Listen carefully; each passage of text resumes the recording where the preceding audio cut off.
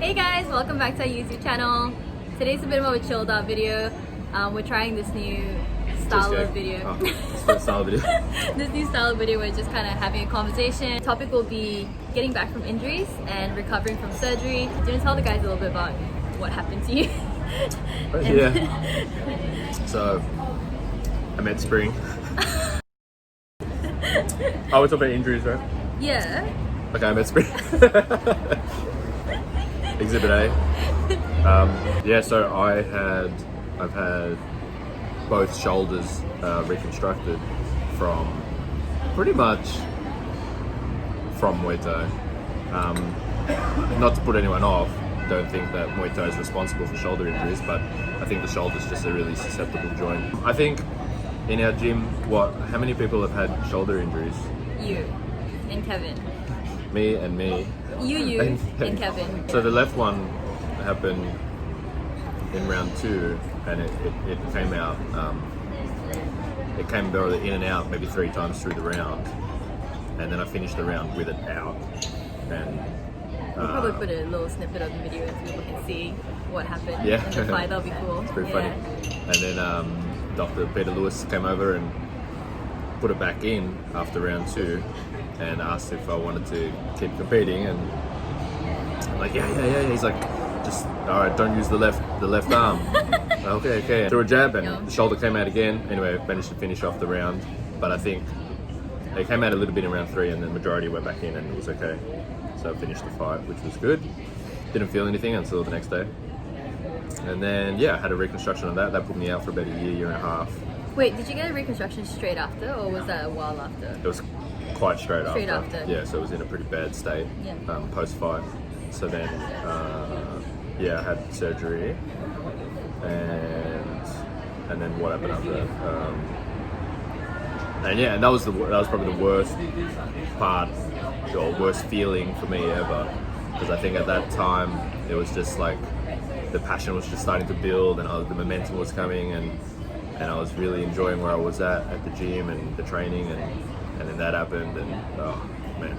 I think as a fighter, you just set goals, like once you have goals and you just want to achieve certain levels, and to just see that all just like pause. Taken away from you, taken away, and you're not too sure where you're heading after that as well. Like, will you make a full recovery? It's not promised.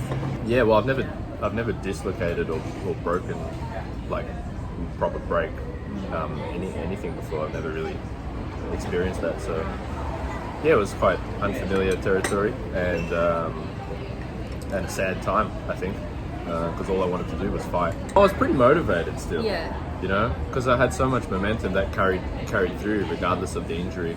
And I mean, I've had little injuries prior to that, so it's just something you learn to work around in your training, if like the injury can't put you off if what you're feeling for it is here, So I just kept training. As soon as I could, I was in my sling, I was in the gym every day, just like usual, just in a sling. So I think at the time, I sort of became like the helper in the gym, because I couldn't really do anything, I couldn't be a good partner, especially for the first 4 weeks. I couldn't do very, very little at the gym. But I just stood there and helped and encouraged people, and stayed a part of the community. Yeah. I was still I didn't really know any other way. I was just in the gym all the time, But I think it was a good opportunity for me to practice training my kicks. They were the only sort of things I could really do, were push kicks, because it didn't really cause much rotation. So I could still do them on the bag. And I think that downtime is what contributes to my proficiency with the kick today. Because I got to spend a lot of time on it. That was it. And then I think after the left shoulder, I came back, and my first recovery fight from there was in Thailand with Keith Grant. We were there on a trip, and that was fun, and that was a success. I didn't have any issues with the shoulder. And then I think the next fight, I think it was the next fight or the one after, I can't remember anymore. The right shoulder went. I sort of knew I was having issues with the right shoulder in training already, like it was sort of subluxing a little bit. And I knew there was a surgery coming, so I was like, well, I better try have a fight. because if I can get away with it, I can. Like you felt that weakness in the shoulder. Yeah, it was gradually subluxing further and further, and I could feel it. It was due for a surgery, so I'm like, well, I'll sneak in a fight. Who knows? Nothing might happen. Probably not a good idea. Yeah, probably don't do that. Like I was sort of like, yeah. I was sort of like, I just accepted the risk and went with it. You probably shouldn't do that because now I know more about it. I could probably have reversed it and avoided the surgery. I think I was in surgery like within the week. Had the right one done, and yeah, so coming back off the right one wasn't the same. Yeah, so I was too down there. I was too really. Also, actually, the dynamic of my situation in the gym when I had my left shoulder was very different to when I had my right shoulder injury. So I think that contributes as well to me not returning as swiftly as I did from the left. Yeah. So when I did the right shoulder, I was already in a sort of coaching role. Yeah. So some of you may not know, but when you become a coach, almost all the free time is put to teaching and not to training. You know, you're no longer a student where you can just join a class and do the grind. Yeah. It's different. So coming back made it a lot harder, because I couldn't just like put myself in and do it. I had to arrange special time to do it, Yeah. So that was a lot more difficult coming back. I didn't have the same level of motivation, or I was in two different places, But I focused a lot more on the rehab and making a stronger shoulder. So I think today my right shoulder, the recent one, is better off than the left one. Was that? Oh, I do remember now. Like you were in my corner, like at interclubs when you did your right shoulder. Right, yeah, in sling, yeah. So I just started competing at that time. Yeah. And then you did your shoulder. So still doing what I could, but just in a different capacity, and I was in a coaching sort of position then. But yeah, fun times. But coming back off the right shoulder, like I still wanted to do it. Like I still had the passion that I wanted to fight again, but. That road back is so much longer. Yeah, I think due to the position I was in, it was very different. It was very different. But I recently came back and had another fight. Yeah. 2 fights at IFMA earlier this year. Yeah. And that was what? That was like a 4-year layoff. Now, how did you find that coming back from? It's hard, yeah. So it's the same sort of thing. I'm in a coaching position now. I can't just go attend those classes. So I had to make time, and I think I can't remember what we were going through at that time. Was the gym closed over Christmas? Yeah, we had a bit more free time because it was a lot more free during, time, yeah. Christmas time. Yeah. So we were organizing training outside of that by ourselves. That's right, yeah. So because there was already training organized, I found it easy to sort of slot in. Yeah. Okay. So IFMA was in January this time. It wasn't sometime. That's right. Yeah. So like they moved to IFMA to January. So it wasn't like nationals. So nationals here in Australia. You guys are not from Australia. And we had the December Christmas break. So we organized training during that time. Yeah, pretty much the whole entire Christmas time was dedicated to training. Yeah. Like, it wasn't even really a holiday. We were just focused on getting back on track and. That's probably my healthiest Christmas. No alcohol, not much bad food. Like which is good. It's a really good thing. Yeah.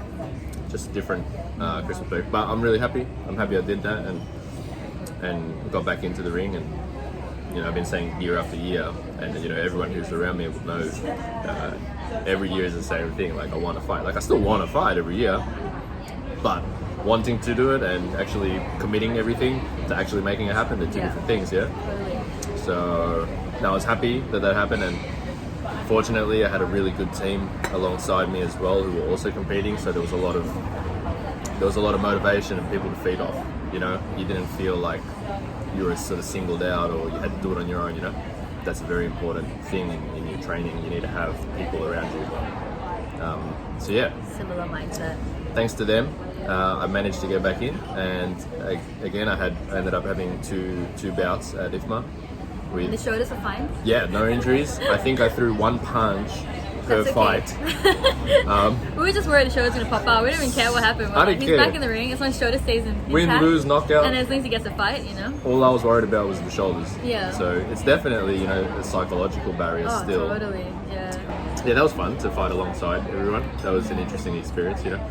You know, when I was before coaching, you know, I'd be fighting along. What do they say? Like, With your team. yeah, your team. You know, like other fighters. Yeah. And then now to come back from a coach perspective, that's a different experience. And the dynamic changes too. It's like I've never been in your corner or had that like Yeah. responsibility of you know, like we kind of just swap roles for that tree, for the tree Yeah, that runs. was fun. Like yeah. it's Luckily, you interesting. have a really iconic voice. Like it doesn't matter if I'm coaching or not or fighting, I can still hear it. Yeah, I shout a lot when I get stressed out. I think it was pretty good though. Like I didn't scream that much. Probably not enough. I remember breathing out and like, and screams would have yeah. been good. Louder screams would have been better. I remember he came back to the corner and he's like, "This is really hard." I'm like, "I don't want to hear it. Oh, you're in the middle of a fight." Yeah. And you're like, "Huh?" I found it funny. Yeah, you were trying to have a conversation with me in the corner. I was like, "Not now." When you lose momentum, it is very hard to come back. Yeah. So I think, you know, a key takeaway from that is you, like, if you want to, you know, if you want to fight, you cannot stop. You know, you have to work around and you have to keep up something. Like, you can't just stop it and come back at a later stage. I mean, you can, but it's very difficult, right? There's always something, you know, like, we just try to find excuses for ourselves to, like, oh, we can't do it because of this or that. That was me for 4 years. And to another 4 years, my fight is done, that's it. No, I sort of do want to, I'm not going to say anything. I don't think I would have ever did it again if I didn't have that situation where, like with IFMA, you got to register your name, but you got to register, and once you're registered, you're in, you know, and it's different, like you got a deadline. I think that helped me stay or get back into the training the most. Yeah. Yeah, you know, like once I had the name in, there was about a month countdown, and that's when I started running once a week, consistently, you know? Before that, once a fortnight, something like that. That's another lesson. Don't run once a week. It was a good learning experience, and hopefully that's the key lessons that I can take across and bring to, you know, the future fighters or students of mine. Yeah, back with the goals. Yeah. I think it's also important to acknowledge where you're at in your own training and set goals that are challenging, but not realistic. Yeah, realistic, realistic. right? Not unachievable, because it's a sure way for you to just give up if it's, you know, too far. It needs to be gradual, and then once you've reached those goals, you can look at setting new goals, you know, which are again further away. You always kind of have to set the benchmark just a little bit out of reach, but it's attainable with a little bit of pushing, and it's not completely unattainable. Yeah. Like when you tell me to do, you know, 50 sit-ups, like that's crazy. She'd be like, 50 kicks. Spring, it's my first round of pads in like 2 months, and you want to hit up straight up with 50 kicks? Well, you know. See, bad goal setting. Bad goal setting. It's because I know you can do it. I believe in you. You know, that gym vibe, or, you know, like the community pull of feeling like you belong to something, that's really powerful, you know, and it can keep you on track. You know, the minute you pull yourself or allow yourself to pull away from that, like that community, it's so easy to like just lose track now of where you're headed. I don't know where this slots in, if it's relevant, but I think, you know, if you are able to keep persistent and work around your injuries and still show up, if you know, like, and just be part of that community, you're setting a good sort of example for other people. You know, some people may take like inspiration from that, and when they're feeling in a low spot, they can sort of feed off that, like, oh, remember that time this guy was injured but he would still be there and encourage people, and like it would sort of like the impact that could have on others, you know, it's sort of like it's unknown, but it could be quite large. Sort of weird. It was a weird sort of wording.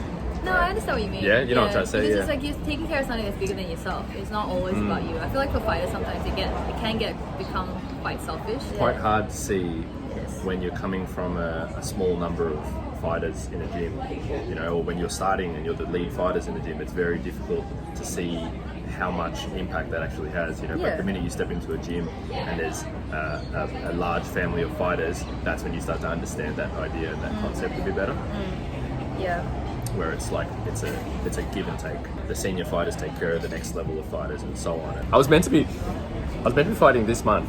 I was planning to return. Oh yeah, you were. All this of us month, were. We're gonna fight together. Yeah. But it's not gonna happen now. oh well. Next year, okay.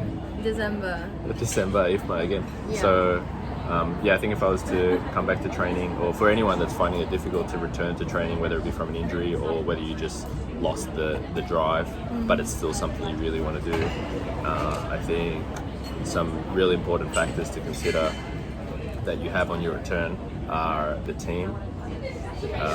What else? goal setting, That's like your little turn. goals, like Goal setting? Yeah, reachable goals. Yes. Whether Gradual. Like Milestones to set and achieve that can do a lot as well. Yeah. You know, like there's something about like that sense of accomplishment that really adds to your positive feeling towards what you're doing. And discipline's a big one as well, about coming back. Why are you laughing? Nothing. Okay, yeah, she's laughing about someone she knows. Set again, as long as you set yourself real small milestones and you be disciplined enough to tick them off every day, that's going to do a lot for you returning back to your full capacity. You know, it's just about creating those habits. And another thing that I think worked for me was accountability. So, you know, putting it out there that you're going to compete, or registering your name in the fight, like things like that sort of help you sort of stay on track and be like, yeah, I got a deadline now. You know, like certain people work better like that, having a deadline. I'm one of them. Well, thanks for the chat today, Spring. That was nice. It was nice having you on our channel. We hope you can join us again. Thank you. I'll try to make it more often. Yeah. I can't actually see what I'm looking at right now because it's so bright. Oh, there you go. Did you put sunscreen? Yeah. Did you? Tip 5, sunscreen. Apply sunscreen. What else do you want to hear about? You know, maybe between our team here at Martial Spirit, we might be able to share some insight. Anyway, bye guys. Your voice can change the lives of others. All right, Quang, calm down. Calm down, Quang. That's a Quang quote. Yeah.